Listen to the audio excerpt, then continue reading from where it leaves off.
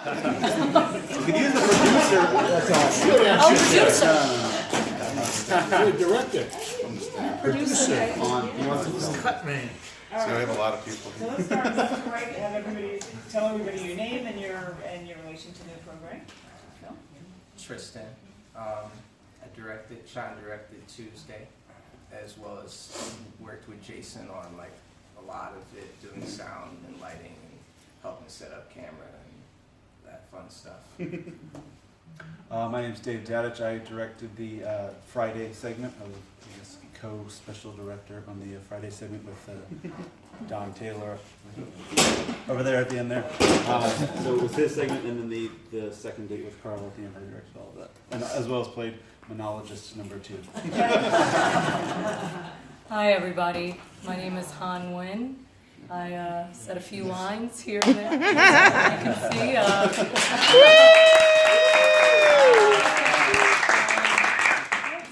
Yeah, co-wrote with Jason. That's it? Yeah, that's it. Okay, I'm Brian Duffy. I played the part of Steve, the creepy guy. So well. And that's it, yeah. I'm Jason. I co-wrote it with Hahn. I directed the other 6 segments that these guys did. This was originally planned as a web series. We were going to have different people direct different parts, and then it sort of ended up not happening. So, yeah, that's what I did.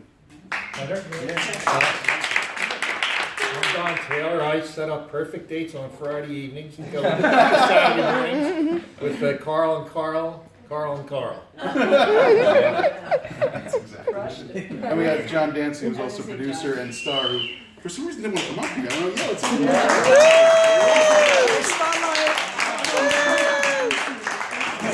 in the audience. Yeah, that's so weird. All right. So I want to know who came up with the harassment scene in the car. That was just. Well, I don't know, because I know that, so the idea was that Hahn, so we started making this, we wrote this, like September 2013? So we started making this, almost 4.5 years ago. And Hahn had just gotten out of a relationship and wanted to make something. Isn't that what it was? Like, where did this come from? That wasn't the question. But it needs to. So I was going through, a very emotional period of my life, we'll say. I had just gotten out of a relationship, and I had just moved out on my own after graduating college. So there were a lot of things going on, and that generally inspires you. So that's where it came from. So you came to me and you were like, I want to make a web series, and I have these episodes, first three episodes, but we should do like 8 or 9 or a bunch of them. So we did those first 3. Those were all you, the first 3, and then after that we had to figure out what the other ones were going to be. So we just sort of sat down and figured what else could this character do? Where else would she go? And that was the first idea that came in my head, was having Hahn run after a car down the middle of Market Street, screaming at people. Disclaimer, he's not like that.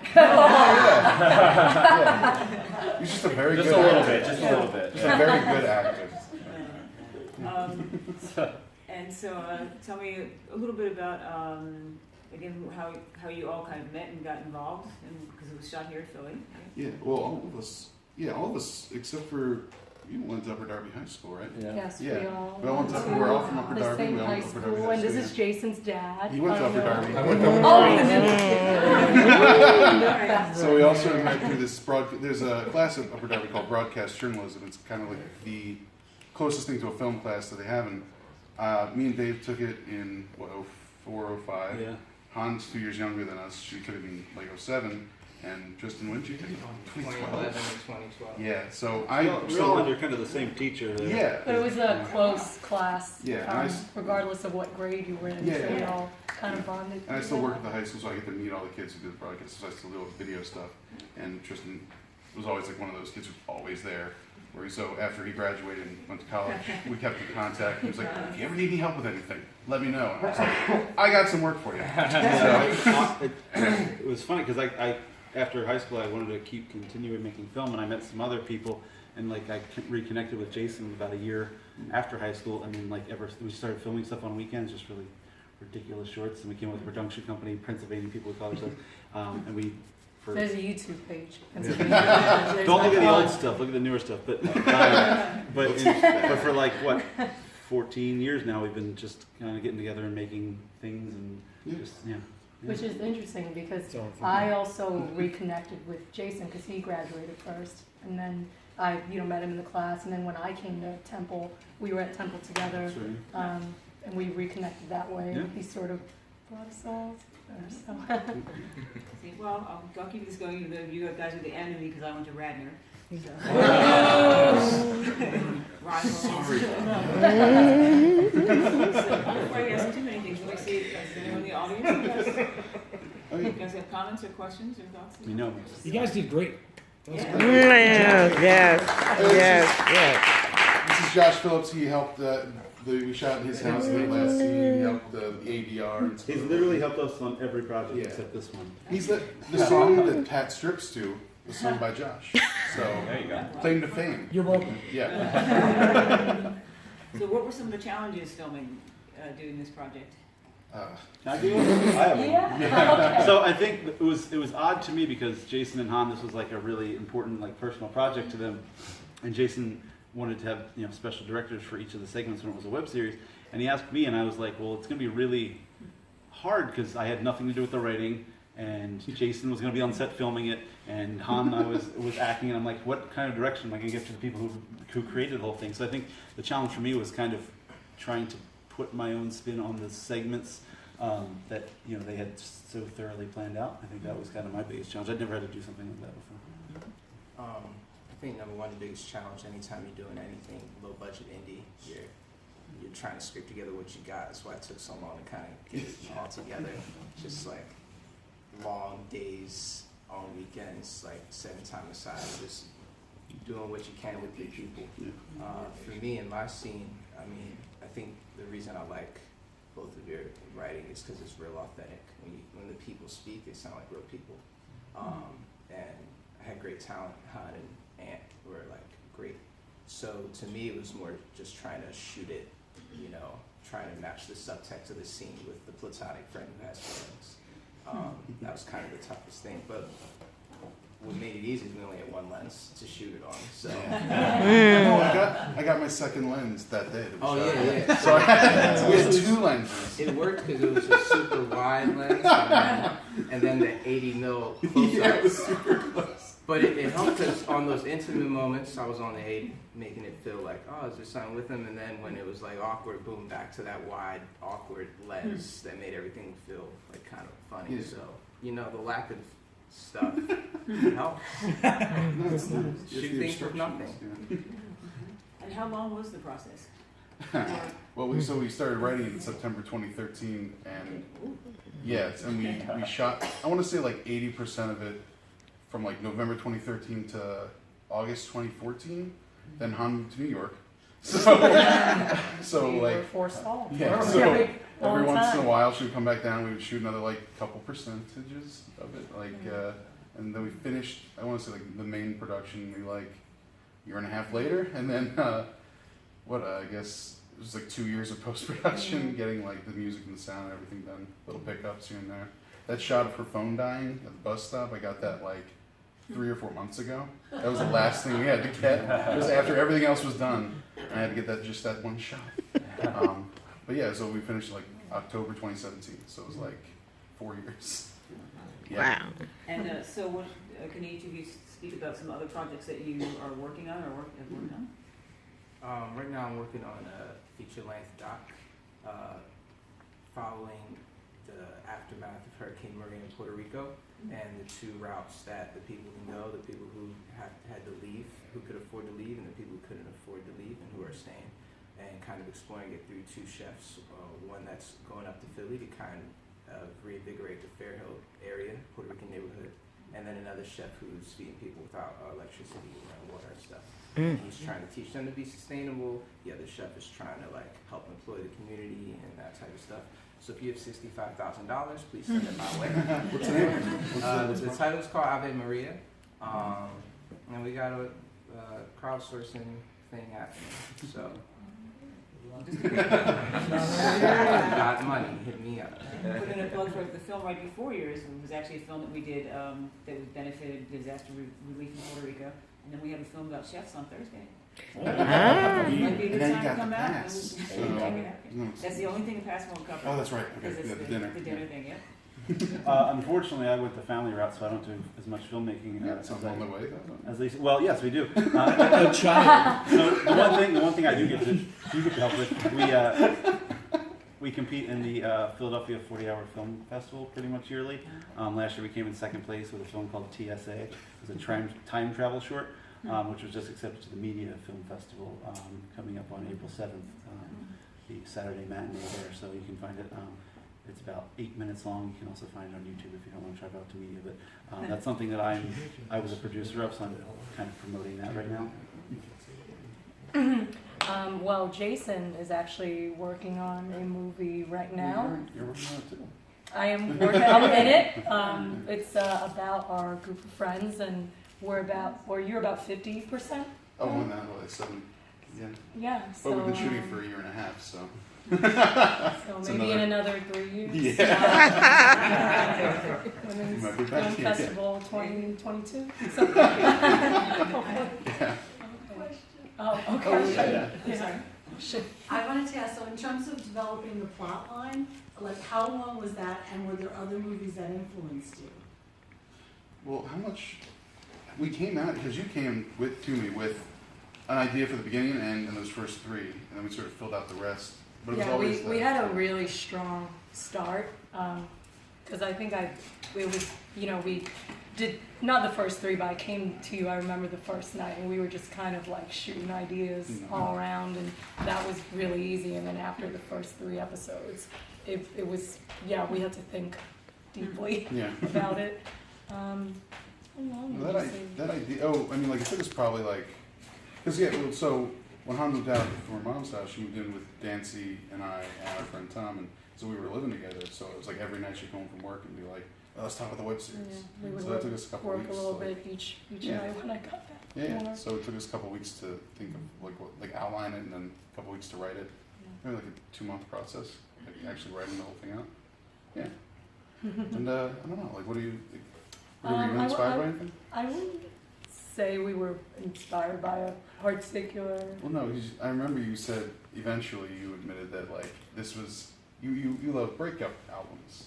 Like when musicians create breakup albums, this was your breakup album. No, but not a movie. There isn't like a. No, but this was like you took all that. Your the Taylor pain. Swift moment? Yeah. This is your Taylor Swift moment. I like that. We're gonna put that in a log line. There you go. I like that. Question. The comedic pacing and timing is excellent. How did you all master that? Have you Hundreds of studied it, or shorts. did it just come naturally? How did that Oh, evolve? thank you. That's very kind. It just seems to me that would be extremely difficult. I mean, timing is it's amazing. He's a great editor. Well, no, it's just the actors. Like we wrote a lot of the scenes and the characters for people that we knew because we knew what they could do. There were a couple that we wanted to like put out of their comfort zone a little bit. Like Carl's never played a role like that, and that's why a lot of them are named after the actors because we had them in mind. But no, like just you get the right people to play the right roles and Yeah, and give them enough time. there's improv Yeah. involved, but I mean, not to take away from you because he is a really great editor, and that contributes. It's all in the performances. Like Can you just accept the compliment? It's the first time Jason's seen light in 4 years. yeah, I can't be that good. It took me 4 years to edit it. Well, it's just that you're constantly editing something. There's always stuff you're working Yeah, on. So. that's true. Well, also it has to be hard to go from something that was supposed to be a series and then woven Right. into a film. I told him. I was about to say he had a strong voice in that, Yeah. in persuading us It was to make it like into a web movie. series for like 3 years, and I was like, "Yo, just cut this shit together." Man. Yeah. No, I mean, There was a lot of resistance on him for some reason. He didn't want to do it. And our resisting producer it. too. I guess it was we- Nancy too, and Nancy didn't want to turn it into a movie for some reason. He's still wishing we'll turn it back. It's just Maybe. It's like it's easier to sell a web series. No, I'm not watching that shit. I agree. I agree. No, I'm okay. I don't think I was that resistant. Was it? I mean, I don't remember being Mrs. Tine. This is the next one. Did someone else have a question? Alright, so tell us maybe just one of the highlights of working on this film and what was some like crazy disastrous thing, because if you're shooting out there in the streets of Philadelphia, anything can happen. You remember that? You can tell that story. Which one? When we were out shooting on Market Street, and that there was the. Well, you'd like get out of the car because there was. Well, that was tough because the scene that we did was obviously you saw that was Yeah. live on that main street there, and I remember we had to do it like probably 20 times just to get the camera to align with the window when I come up and stop. And he was like, "No, you went an inch too far. You went an inch too far." And I'm like, "You need to draw some chalk, man, because I don't know, what this looks like." And eventually we got it. But yeah, there's just a lot of challenges of being out in the street, especially with the noise. There was like a homeless lady at one point, like screaming, talking to herself, and it was getting picked up on the mic too heavy. And we had to like nicely ask her, like, "Can we walk down this way maybe a little bit?" But it was like tough. guided her away. Yeah. How about over here? Yeah. Just with all the atmosphere of being out in Philly like that and trying to create that scene, a little challenging. Yeah. It was the first time I saw Jason snap at somebody in our 10 years of friendship. I don't know. I've Put you lost on a the lot of spot. time, I guess. I don't remember a lot of that. No, we just had one person helping us, and that was hard too. Oh, yeah. Yeah. Yeah. Who was it? It was It Tom. was Tommy. I didn't snap I still at think him. about that. So, yeah, there was a lot of this that. He's still our friend. Yeah. Oh, yeah. So, He just moved 2 hours away to get away. yeah. Yeah, he moved closer to me to get away from you. But no, yeah, it was a rough night. And how much we tell us since you're here? Why don't you tell us a secret or something about this crew and that they wouldn't want us to know? Tell us something about this crew or the production that they wouldn't want us to know, Mrs. Taylor. They're so punctual. So punctual. Well, we might get there late, but at least you delivered your lines on time. They really work hard. And this is I their didn't know that. passion. And they do this in their spare time. That's what's so amazing, because they all have jobs. And they all make sure that they make time to do this, because that's their passion. You all seem to be so down on it being a web series. You're saying it won't sell, but I mean it really feels like Masters of None. Why wouldn't you want it to be? I mean, you make a really good sitcom actress. This would make a good pilot. Is it really dead as far as TV's concerned? No, You're just echoing.